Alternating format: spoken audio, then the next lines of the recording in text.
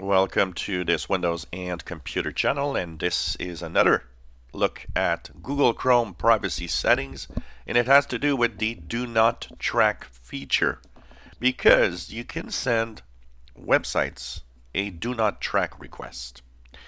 There is a catch. A lot of websites ignore the Do Not Track request and still track you. It is not something that when you turn on is automatic and you actually have no more tracking happening. It's actually something that is simply there, and you gotta think that some websites might actually accept the request and not track you. So unfortunately, it's not forced upon the websites. It's something that the websites decide that they do or not.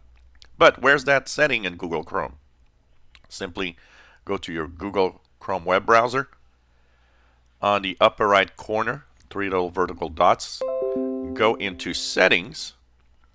Into the settings, you have up the upper left, just to the left of word settings, a little hamburger menu. Go down, go to the advanced features, click privacy and security, and here is send a do not track request with your browsing traffic. So it's on.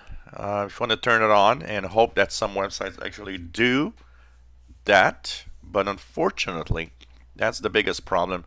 A lot of websites ignore it. So it's kind of one of those features that the idea behind it could be cool, but because it's not necessarily followed and it's not something that is pushed. So, when you turn this on, it's not like Chrome is stopping the tracking. It just sends a request and asks the websites to basically just not track. So it's up to the website to decide if they follow the order or not. So you can still be tracked even if that is on, unfortunately. If you enjoy my videos, please subscribe, give us a thumbs up. Thank you for watching.